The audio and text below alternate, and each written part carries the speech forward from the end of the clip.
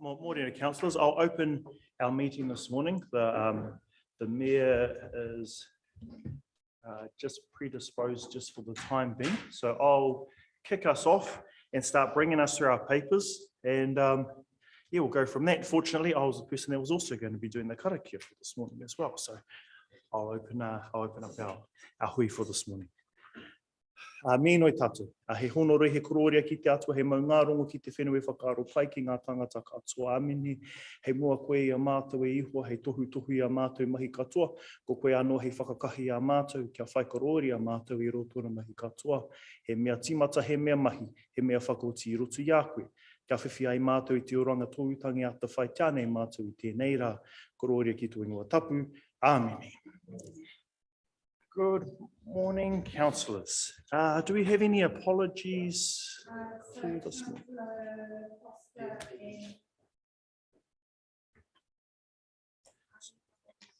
So we have Morena Councillor Pāhuruhuru. We'll see you there on Zoom. We have an apology from Councillor Foster and an apology from Councillor Rea. Do I have a mover? Moved by Councillor Robinson, seconded by Councillor Gregory. All those in favour? Carried. Declarations of interest. I'll move us to page 4, the confirmation of our non-confidential minutes.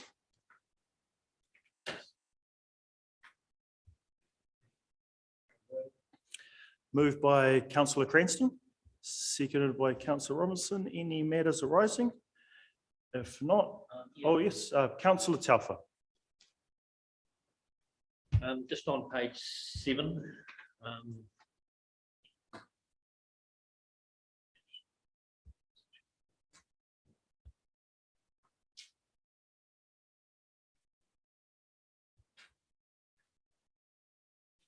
just page 7, 11.2 there, it says the second paragraph, there's usually about 80k budgeted for woody debris removal, compared to 320k unbudgeted costs that arose during Cyclone Gabriel.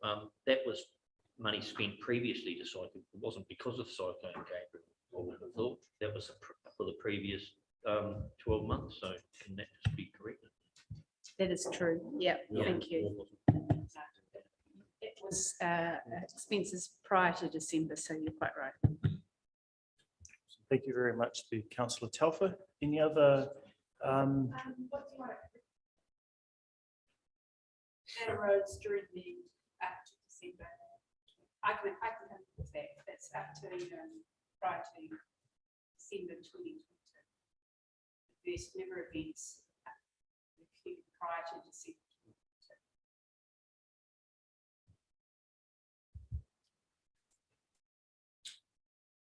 Head to point, Mr. Con.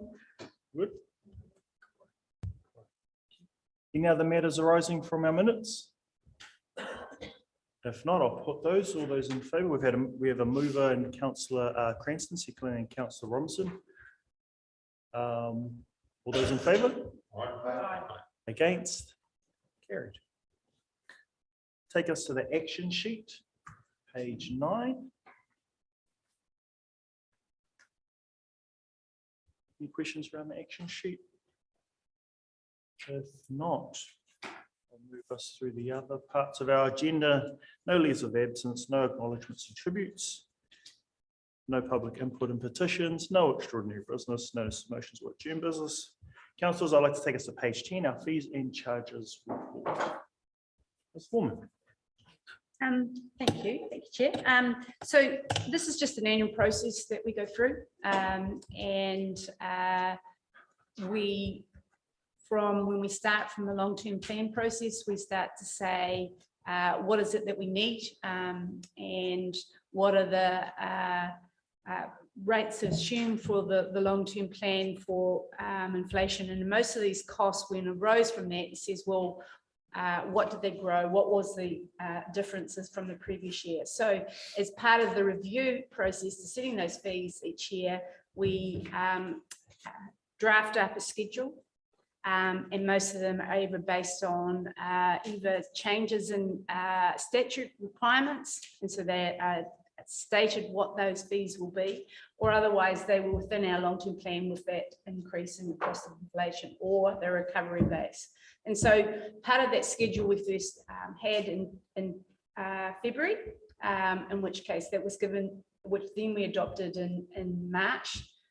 Then we had a period of the consultation period to actually everyone have the chance to actually have any feedback with it.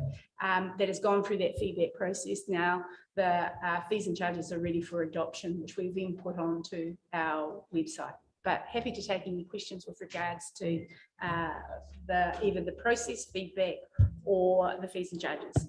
Thank you, Ms. Foreman. Do I have any questions? Councillor Gregory, Councillor Alder, Councillor Telfer.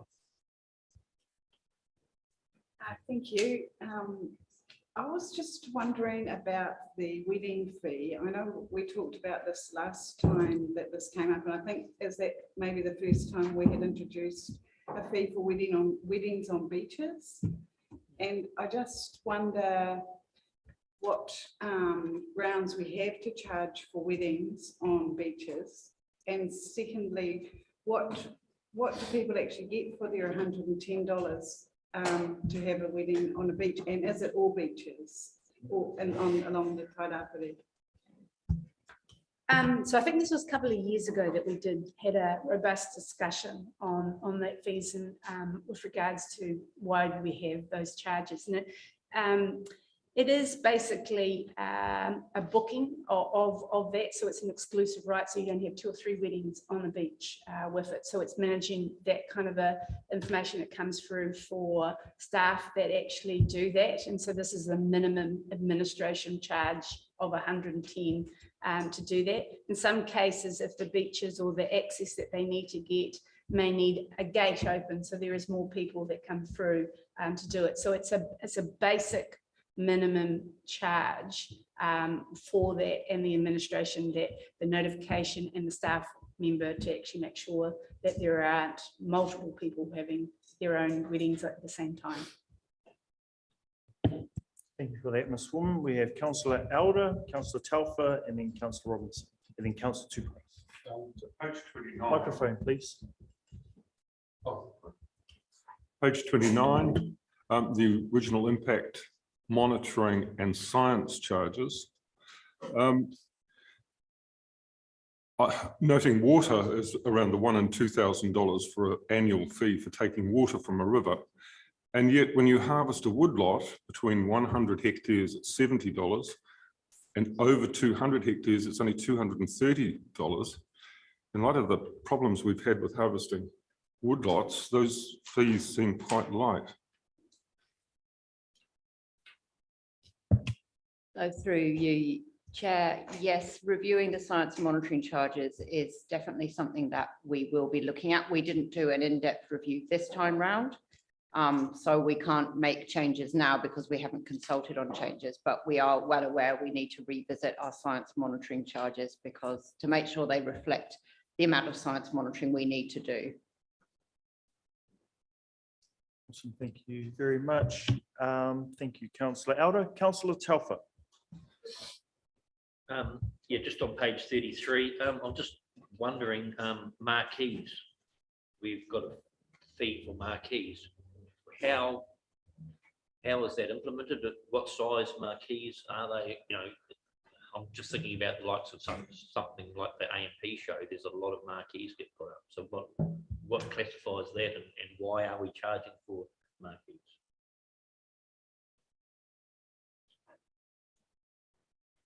I know we've had that discussion before, but I'd have to come back to you exactly. There is a health and safety where it is in terms of the public arena that it's put up.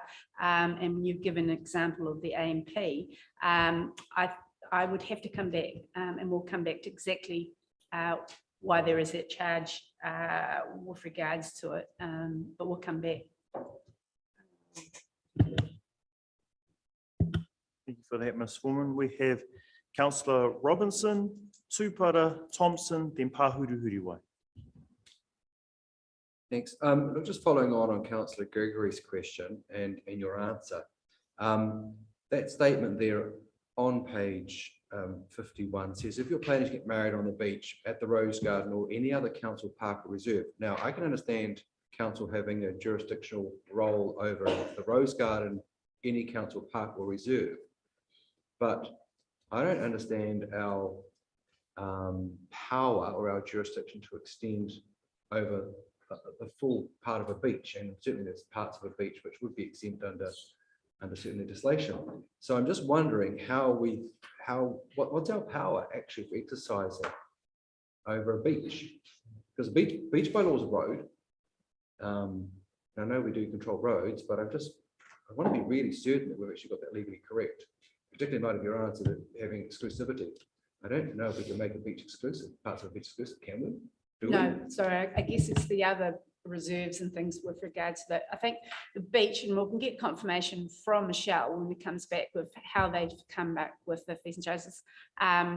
But I think it was to do with the beach actors where there was through a reserve and they needed to get the gates to come through from, which is where those main charges were. But we'll come back to you on those nuances within the actions of how is it applied, when do they apply, if it's blanket or just restricted to certain areas of those beaches. That'd be great, thank you. Thank you, Ms. Swarman. Councillor Tupara. Similarly, I had a question about that jurisdiction on the beach as well. And if it is only access through unlocking chains and stuff, $110 seems like a hefty amount for very little input. I think and whether or not we should be, as Councillor Robinson points out, hold a jurisdiction over the access to that anyway. So just a reinforcement for some of that early inquiry. My key one though is around parking on page 46, to do with penalties for those who park in disability spaces. Isn't clear in the list to me that there is a penalty specific for that. It may be within the wording there, but I think it's important to make that clear. I do get a large number of inquiries around infringement around this area on a regular basis. Thank you. Yeah, good morning, Gary McKenzie, Compliance Manager. To answer that question, a lot of these penalties, these infringements are set by statute. In regards to the one you're talking about, if it's not there, I'll have a look into that because there should be something there for parking in disability bay. Sorry, I've got a sore throat this morning, but yeah. Okay, Councillor Thompson and then Councillor Pahuruhuriwai. Yeah, the question I had along the same lines as Colin Elder on page 29 in regards to the forestry costs. And then it's sort of also backed up on page 54 with the one and only submission. And it says that these fees were introduced in 2018. Or looked at getting introduced in 2018, but abandoned. So I'm just wondering why they're abandoned back then. Yeah, just especially with the issues we're having with forestry and the costs associated. Everything else seems to be user pays, except for this one. So 2018, by coincidence or whatever, the submitter was also the person of the implementation of this price. And what had happened in 2021, the issues that were incurring. So if you had a resource consent that every 10 years you have to renew or whatever, you had an administration. This was to have an administration charge of 110. What that could was that wasn't the people that were receiving it didn't actually see what is the basis of the administration. You asked for your resource consent, and then each year you get an administration charge for it. So that there wasn't a clear line of why there was those charges. And so what Dan was looking at the resource consent, and in those intervening years, if there was any charges, that the resource consent charges would take that into account. So later, the council decided that through the feedback that they were getting from the community with regards to that administration charge, that was overturned. In addition to that, the cost of administrating that administration cost was quite intensive. It would be better to actually do any costs that you have over the intervening years, include it one front up cost. Then when you go to renew it, it was include all of those costs. So as part of that, it was thought it was more efficient and effective to make sure that the base fees was included and changed away from that administration charge. Yeah, it just seems like everything else is user pays, except when it comes to this forestry, it looks like they're sort of getting off lightly compared to everything else. So yeah, I'd like to see them paying user pays like everything else in here. Yeah, through the chair, when it comes to compliance monitoring, it would seem fairer to rather than have a blanket charge, but to have a user pay approach. But it seemed fairer because at times we can't, or we don't have the resources to monitor all consents. So rather than blanket charge everybody and not monitor, we felt it was more appropriate to monitor and charge just for those that we do actually monitor.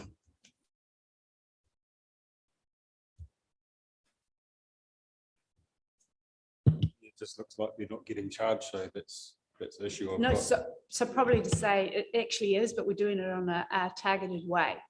And when we're doing it, well, from the amounts that come through, that is also included at the base front. And then when you are doing monitoring, they are getting those charges charged for those that have the additional monitoring. So what Gary said, it is actually a targeted rate rather than a blanket charge for people that haven't been the additional monitoring. So to your point, that is what we are intending to do, targeting to those that have more monitoring and more of the needs, so they will be charging it.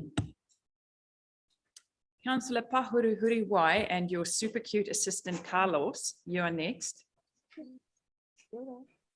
Thank you, Your Worship. Yep, this is future council. You are, we can't hear you. Just keep on. We're just upping the volume. Give it a go. Can you hear me now? Yes, all good. Thank you. This is future councillor Carlos Hippolyte sitting beside me. Kia ora, Carlos. Kia ora. He's shy all of a sudden. Yeah. I've got a couple of questions. One is about on page, what is that, 35, under building consents, just looking at the disbursements for mileage at 83 cents a K. And I wonder if we're able to put a cap on that, particularly living up here on the north, all the mileage that's paid to get people just up here for building consents and things like that becomes quite a challenge for whānau, especially given that they're having to pay for everything else infrastructurally as well. So I just wondered if we could have a look at that in terms of a maximum amount that whānau might be expected to pay for mileage. Another one, I'll just ask them all at once, seeing as I'm on Zoom. Page 45, around stock control. How was ownership of the stock ascertained? Who follows up to ensure the stock aren't continuing to roam? And because it's a constant problem up here, both off the highway and on our local roads, and can be quite treacherous at times, because the cows always have to be black, of course, or if you're lucky, black and white, and then you might be able to see them. But there's often it's a regular complaint around roaming stock, and how do people get held accountable for that? And then on page 46, just around the car parking again, is it I know a lot of older people, but also or well, just people generally, find our new system confusing. And also expensive. I'm not sure, is it like in some towns, you pay one fee at a parking meter like the ones we've got, and that whatever you pay, you can go and park anywhere in the CBD, and you don't have to pay us, anymore. Some are finding that, well, I don't know whether they're paying unnecessarily, but they're paying each time they move around the city to a different parking meter, they're having to do that again. So if they don't have to do that, it's not common knowledge. If they do have to do that, it seems they're being overcharged. And for our rural whānau who go into town, they are having to move around to multiple locations to do their shopping and, that type of thing. So I just wonder, well, either I'm confused or we're charging too much. So that's, those are my questions. Kia ora. Kia ora, Pauline. I'll just ask the first one, but the other two I get over and I go through answers. The mileage that they're set there is based on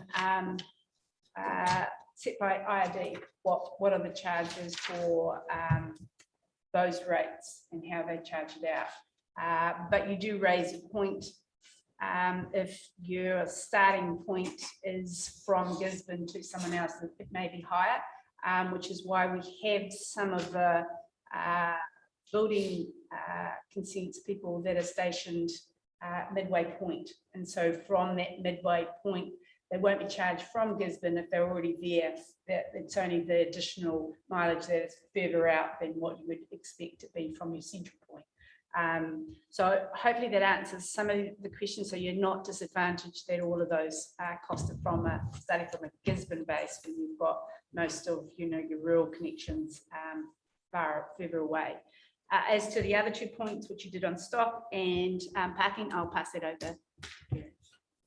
Yeah, through the chair, with regards to stock control up the coast, we're aware that's quite a big problem. Unfortunately, the responsibility for stock on the state highway sits with Waka Kotahi. Our animal control officers work with Waka Kotahi, and because the council officers, they will look after stock if it goes on to the local roads. But we're aware that in terms of call out times and the number of occasions we do have stock on the state highway, unfortunately the animal control team do on occasion get involved with that, but their actual responsibility sits with Waka Kotahi. What the animal control team do is, if while they're on patrol up the coast, if they notice any issues around fencing, they will go and speak to the property owners or the farmers. But yeah, unfortunately, the main responsibility sits outside of council's control on the state highway, unless it's on a public road. With regards to the parking, yes, it's my understanding that when somebody pays for parking in town, that sits with the car. I'll confirm that, but equally, the parking team are always about in the town and are always available to offer help to people that don't know how to use the meters. But yeah, the parking meters themselves are relatively self-explanatory. But yeah, always the parking staff are always willing to help out when required. Supplementary, Councillor Pahura Huriwai. Thank you. Thank you for that. I think in regards to the stock, I was referring to local roads, so who is responsible then? I know there's a problem on State Highway 35 as well. That is another take with Waka Kotahi that I'll follow up, but I was referring in regards to our own local roads, who's responsible then for following up with owners. And I understand that for a lot of farmers, they're still trying to fix their fencing because of the cyclone and the impact. But again, what's our responsibility, I guess? Yes, if it's through the chair, if it is local roads, then that would be our animal control team that would look after that.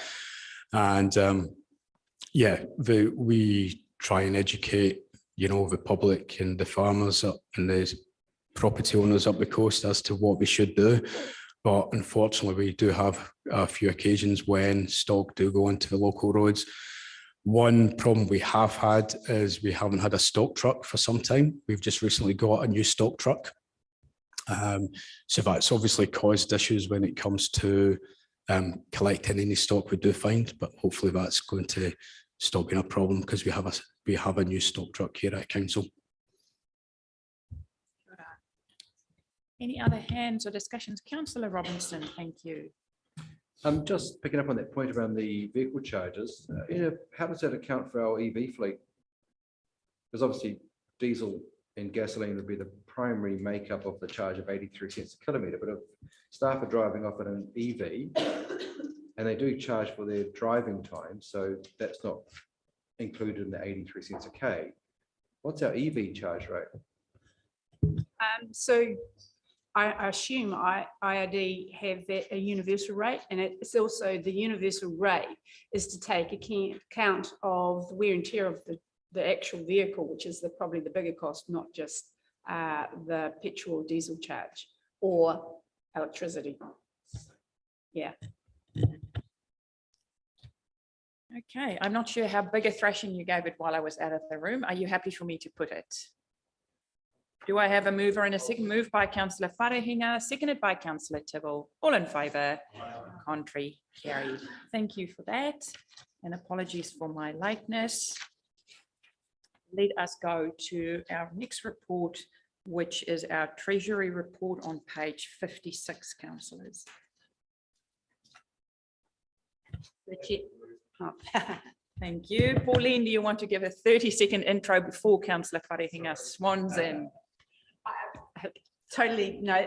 All I was just going to say and reiterate why we take this as equal importance along with our financial information, because it is our borrowings, our external debt, and how do we manage that with it. And in this one, we estimate by year end, we'll probably have around about 125 million. And it's really important to us to understand that the cash flow in terms of Cyclone Gabrielle, is there anything different? Is there anything that we're actually drawing down? What would be those impacts? And then what is the longer term view when we are talking about if there is the 3 water reforms, and how does that all interweave? And then we will have a further discussion when it comes to setting our 3-year recovery plan. What does it mean? What are the other implications? It is an important thing also in terms of as our debt does increase, where we still have relatively low debt, the implications of higher interest rates. Now we will see that a spike in increase in 1% in the official cash rate or anything like that has a corresponding 1% increase in our rates that we have to charge the community. So the management of it is important. In terms of where it is at the moment, it says it's 110, and I guess if I just take you just to page 57, there is a graph, and it is a flat line graph.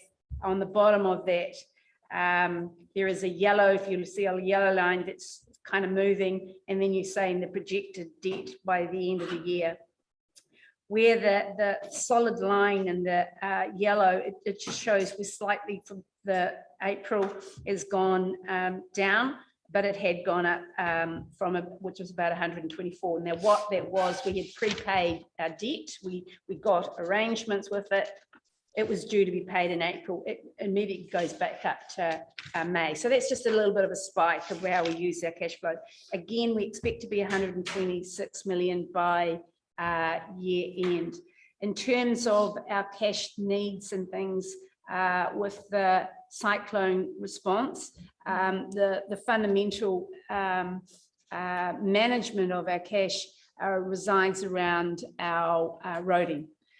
So therefore, if we have higher costs that we have to absorb or pay for our local share, that will affect especially if it hasn't been budgeted. But what Kotahi has announced by the 30th of June, that all of that is 100%. So therefore, our cash projections are matching what we said we're going to do in our annual plan, which is good. In terms of the three waters, again, there's a longer viewpoint of where that comes maybe from 2026, but again, we're managing from that debt will be taken over from the new entity. The way that we have had discussions with it, it says as our debt comes due, they will pay it over that period after over 20 million. So let me rephrase it again. Anything that is due to the new entity over $20 million,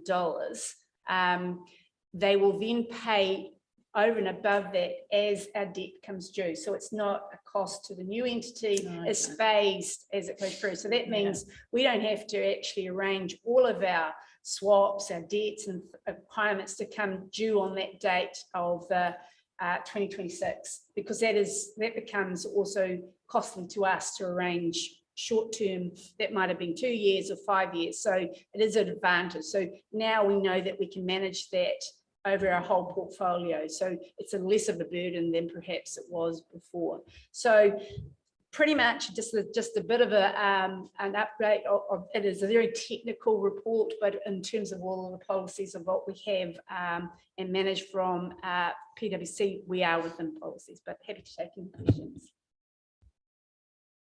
Councillor Robinson, thank you. 2 questions. Page 57, top of the table there. I'm assuming that's our deposits situation, 0.4 million. You said it, sorry. Why are we only getting a 0.25 rate on return on our deposits when they're offering 5.5 to 5.7 at the moment for term deposits? It is cash available and can draw it down on demand, so it's very, very low. Yeah, It's not a saving here. and page 62, table 7, net debt as a percentage of income. What's the definition of net in that situation versus gross debt? Is anything that we have on deposit? So we have what are the long-term borrowings we have, and less anything that we have as cash or deposits is deducted off it. So we don't have an awful lot that is cash on deposits or the other things. So basically, most of them are pretty close. And so that's because we can't breach 130% under the legislation. So is it a net debt ratio that we can't breach under legislation, or is it just a debt ratio? So there's 2 things. Our 130% is our that's saying our debt is a percentage of our revenue is 130%. So therefore, but that is our financial strategy. So our financial strategy says that's what we want to be within. What our lending arrangement is with our borrower, which is local government NZ, and that is up to 175%. So we have a threshold which is less than what we can actually borrow up to. And again, it would be net. Thank you. Councillor Cranston, thank you. Yeah, thanks. With the massive amount of work we've got to do and the millions of dollars it involves, millions of it is grant funded. How do we sit with the timeliness of how that grant funding works? I mean, do we have to dip into our coffers to pay for something, or is it worked out that it's a straight transaction with central government payment? And what I'm saying is if there's a month delay in the payment and we've got to front forward it, that's a massive amount of interest. Exactly right, and it's a good question to ask. Wakate, we try to match it, that the timing, what we get paid, what we pay, our creditors matches what we get. So we try to put those claims to Wakate as soon as it comes at the end of the closing of the month, we put the claim in. Theirs is about 5 weeks when we put the claim. So it's not quite in sync. It's about a week or two difference at the max, but we're pretty much hard and fast on putting those claims so that they do match. So that's our biggest probably cash flow, but you're quite right. The other issues where we're holding and we're doing in advance, the response from NEMA is we're still in that process. Was nearly 3 million getting through those claims. It has been, I think the NEMA are on site today to actually go through the final things. So within those, we're hoping to get it done before the 30th of June, all of those things. There've been interim payments, but basically we're carrying that. Same things with the insurance or the infrastructure cost. We will hold that until we get reimbursements. Our insurance, which is 40% on the infrastructure cost, they will pay progress payments, but NEMA, which is 60%, only pay as we've incurred the cost, and then they have to go through a check, invoice by invoice, line by line, that they agree with it. And so there will be delays, but we are trying to work with them to see how we can expedite that. So if we've got 6 months now that we're holding with 3 million, the issues that we've got to make sure that we're efficient and effective for up to the 28 million for the water supply costs. But those are the biggest one, the biggest issues, cash in, cash out, which we try to manage is Wakatai. Okay, Councillor Elder, thank you. Thank you, Your Worship. Page 60, Council's interest rate risk policy. And,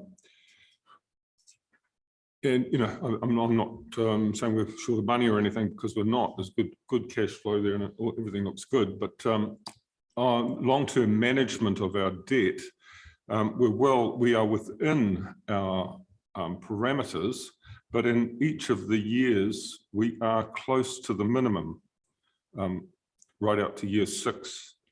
So my question is there a sweet spot in that maximum minimum percentage, and how do we best aim for that sweet spot? It's a very good question, and that's the management that we do, constantly looking at how do we get between that, because we don't want to be overhedged. We don't want to make sure that we've got more cover than what we need, but we want to make sure that we're in that kind of the middle. Now this in here goes on also on the basis of your capital projects are going to be what you've said they would be within the long-term plan, and things change.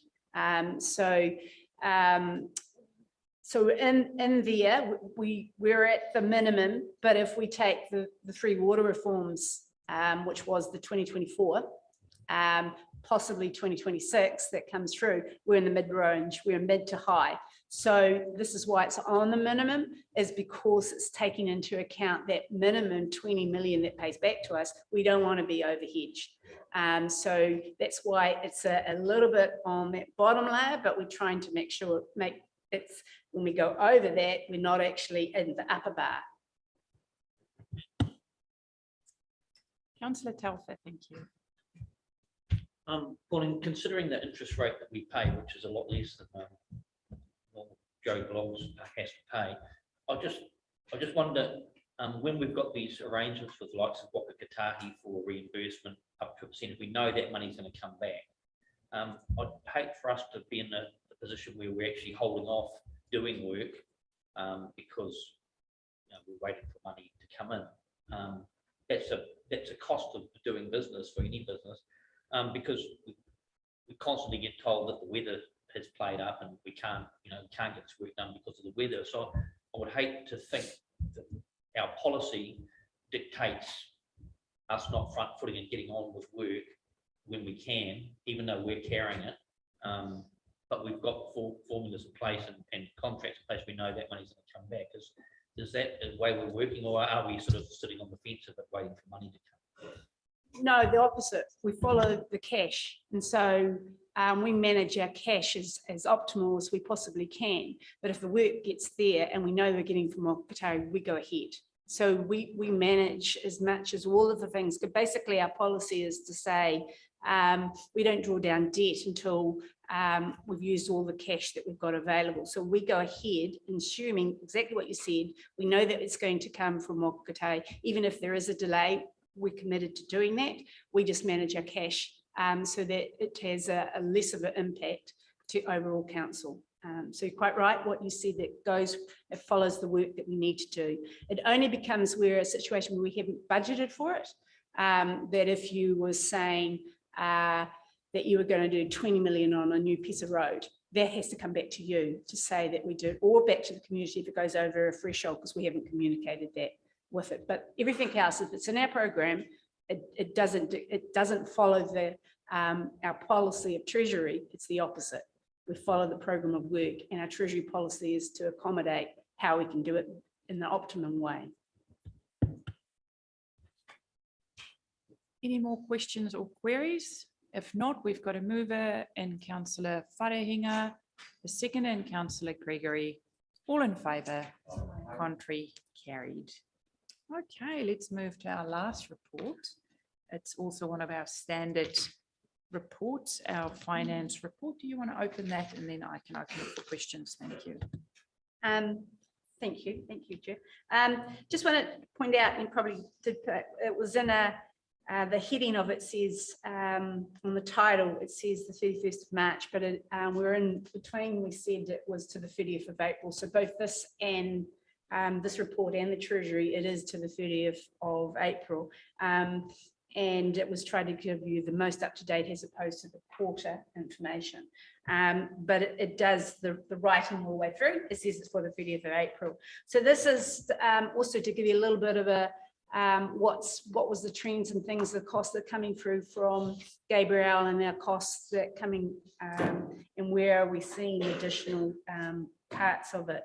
Most of it has been intimated before from the 2020 to 2022 emergency works, the road in our local share.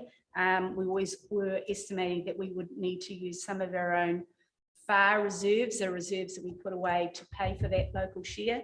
And then the other part is, if capital programs weren't going to be able to be continued by the 30th of June, well then accordingly we wouldn't get the capital grants. And so that causes a difference in where we expected to be in terms of the overall surplus. Doesn't mean that it will affect our bottom line, it just means that it shows the variance at this point in time. But happy to take any questions with regards to the paper. Thank you. Councillor Wharehinga, thank you. Thank you very much, Ms. Foreman. Actually, in regards to our CapEx expenditure, do you have a sense as to what the likelihood is that we will be able to meet our budgeted forecast? With that, we're kind of forecasting, and but I'm just going to take, have I got it? Yes, we have. To page 77. So on page 77, you'll see the blue line that's on there. It says the total program of where it said that we're going to do for the whole capital, which is 99 million. The orange line is saying that's kind of where we expect to be. I tend to say it might be a little bit, might be about 70, might be similar to last year, which is around about 78 million that's coming through with it.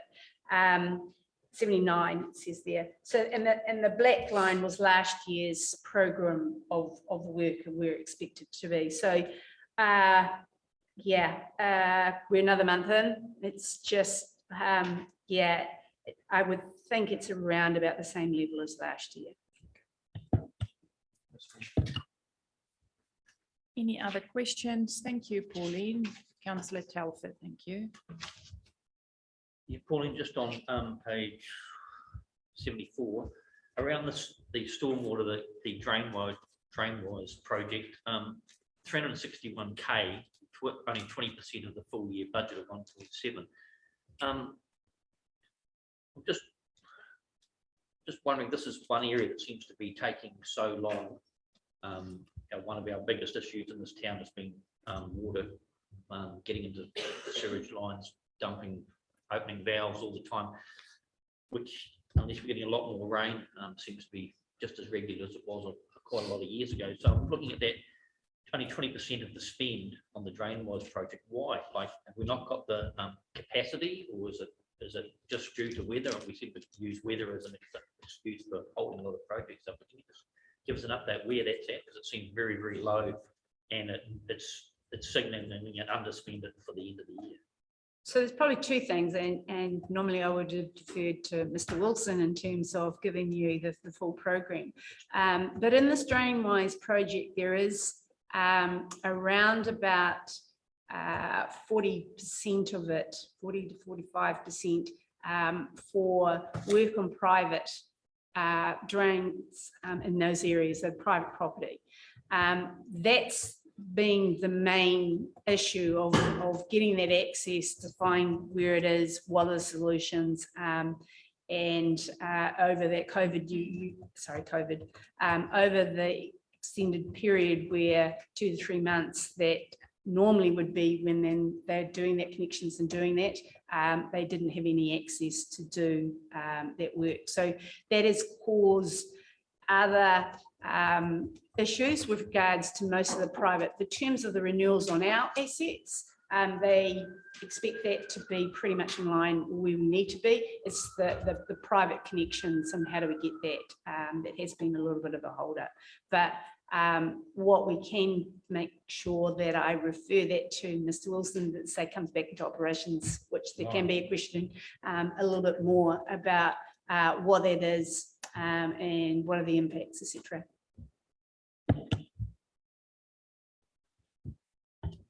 Councillor Robinson, thank you. Sorry, just on that last point, you said renewals were on track, but renewals, which is the next paragraph down or the next sentence down, is actually in a worse position. It's only 273K against 1.8, so it's even less than 20% of the budgeted spend. So I should qualify that by the end of the year forecast. There's some work that's going there. At that point, where there was some, they were picking up after cyclone, that the work had been from about earmarked to go from March onwards through to the June. So yeah. What's the full budget year dates then? Because this is up to April, you said, right? Or was this not report? Was it the previous report up to April? Yeah, so it qualifies so that the bulk of the sort of the planning and things, as I believe, and I could have that a little bit wrong, but at that particular point in time, they said that the planning starts from March and having some of those preliminary things done by Feb and March. So you would have had a good start of that. So, and then you've only got April. So I believe that there's 2 to 3 months delayed because of Gabrielle, but they were hoping to catch up some of that within the May and June. And I don't know what the results were for May at this stage. But again, that can be confirmed from Mr. Wilson as in tomorrow. And the end of our budget year is what date? 30th of June. Not long. But when they start it, they go fast, I'm told. And it's raining still. Yes. If there are no more questions, thank you, Pauline. The notes that were added to the report made it very clear what is happening and why there are some numbers that look out of place, but it's all about timing. I just want to qualify that, but there also is about resourcing. Yes. In terms of what you can see was put into from one area to another, which was the water supply. So where one area perhaps didn't get the emphasis, it was switched to where it automatically needed to have that supply. So that definitely had a place. So you can see water needed to get that, they needed to have the response. And so that was automatically where the team went. Bye-bye. I'm happy to move this report. Do I have a seconder? Seconded by Councillor Wharehinga. All in favour? Contrary? Carried. Well, councillors, are we an efficient bunch or what? I am going to call this meeting to an end. We are...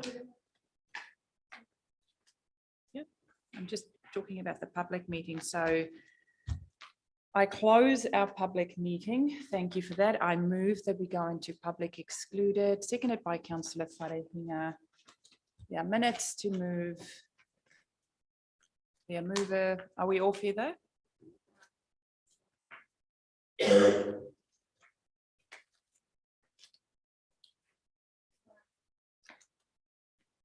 We're only moving minutes. Right?